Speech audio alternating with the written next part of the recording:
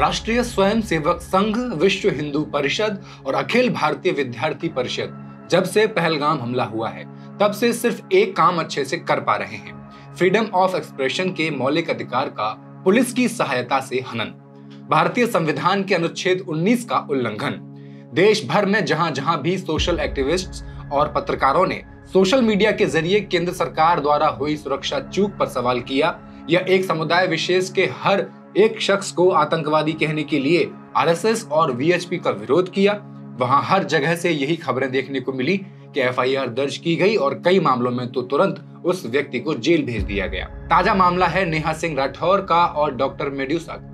बीते दिन भारत में 16 पाकिस्तानी चैनलों को ब्लॉक किए जाने के बाद अब भारत में यूट्यूब चैनल 4 PM को भी ब्लॉक कर दिया गया है। इसके लिए राष्ट्रीय सुरक्षा का हवाला दिया गया। अब तक पूर्वोत्तर के 3 राज्यों असम, मेघालय और त्रिपुरा में 24 से ज्यादा लोगों को गिरफ्तार किया जा चुका है। इनमें एक विधायक, पत्रकार, छात्र, वकील और रिटायर्ड शिक्षक तक शामिल हैं। ज्यादातर गिरफ्तारी सिर्फ सोशल मीडिया पोस्ट्स की वजह से हुई है। इन सभी मामलों में आतंकवाद के खिलाफ गुस्सा तो है, लेकिन साथ ही साथ एक सवाल भी है कि क्या अब सवाल पूछना अपराध बन चुका है? क्या लोकतंत्र में किसी के कथन को कुचलने के लिए देशद्रोह का डंडा ही एकमात्र रास्ता बचा है? किसी ने फेसबुक पोस्ट किया, किसी ने सवाल पूछा और उन्हें देशद्रोही करार दे दिया गया। ये कहानी अब पहलगाम हमले से आगे बढ़ चुकी है। अब ये एक ऐसा आईना है जिसमें हमारे लोकतंत्र की सहनशीलता और संविधान की आत्मा को देखा जा सकता है। इस पेपर कटिंग की हेडलाइंस पढ़िए। केंद्र सरकार और आरएसएस पर टिप्पणी करने वाला युवक गिरफ्तार।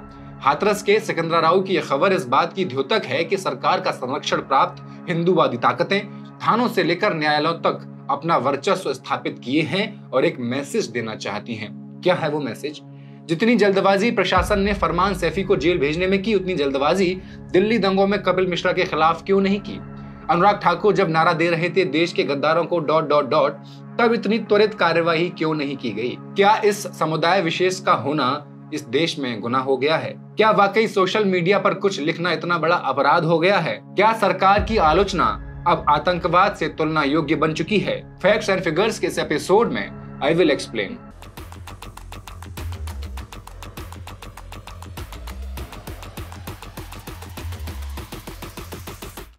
नमस्कार, मैं हेमंत और आप पॉलिटिक्स देख रहे हैं। 26 लोगों की दर्दनाक मौत ने पूरे देश को झकझोर दिया, लेकिन गिरफ्तारियों का सिलसिला हर दिन हमें चौंका रहा है।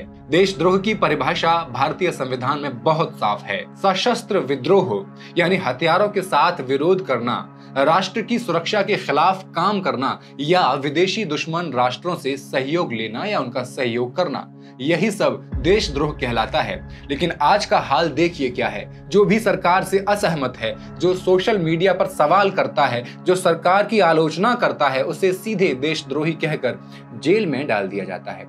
ये एक खतरनाक प्रवृत्ति बन चुकी है, क्योंकि संविधान कहता है देशद्रोही कौन है इसका निर्णय अदालत करेगी। मगर आज इस देश में ट्रोल आर्मी, पुलिस और सत्ता के नेता तीनों मिलकर तय कर लेते हैं कि किसे देशद्रोही घोषित करना है और किसे नहीं। क्या ये संविधान का अपमान नहीं है? क्या ये लोकतंत्र की हत्या नहीं है? चैनल 4 PM के मालिक और प्रधान संपादक संजय शर्मा ने मंगलवार को एक ईमेल प्राप्त होने की जानकारी दी, जिसमें बताया गया था कि सरकार के निर्देशानुसार उनका चैनल बंद किया जा रहा है। शर्मा ने कहा कि उनकी राष्ट्रीय सुरक्षा को लेकर चिंता है और वे सरकार से सवाल पूछ रहे थे, जो उनके संवैधानिक अधिकार का हिस्सा भी है। हालांकि अभी तक यह स्पष्ट नहीं है कि सरकार ने चैनल बंद करने का आदेश क्यों दिया। यह निश्चित रूप से एक रोकथाम का संकेत हो सकता है। इस चैनल ने हाल ही के दिनों में विशेषकर पहलगाम हमले के संदर्भ में नरेंद्र मोदी सरकार की आलोचना की थी।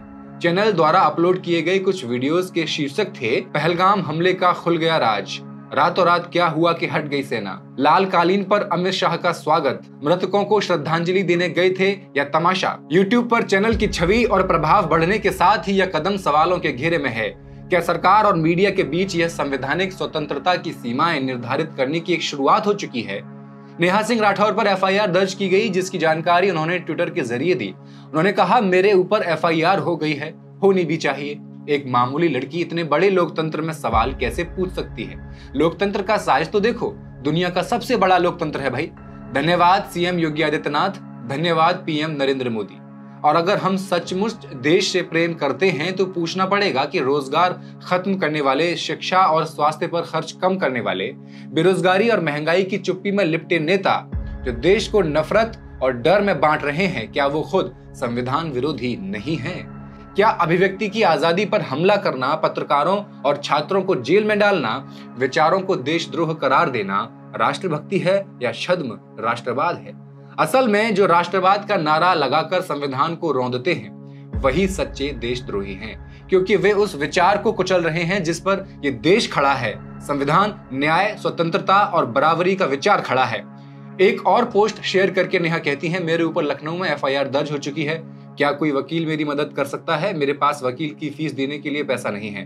मेरे बैंक अकाउंट में सिर्फ 519 रुपए हैं, जिसमें से 500 रुपए तबला वादक को देकर कल मैं नया गीत रिकॉर्ड करूंगी। इसी क्रम में लखनऊ विश्वविद्यालय की प्रोफेसर और सामाजिक एवं राजनीतिक मुद्दों पर मुखर रूप से अपनी राय रखने वाली डॉक्टर माद्री काकोटी उर्फ डॉक्टर मेड्यूसा ने भी कुछ सवाल उठा दिए।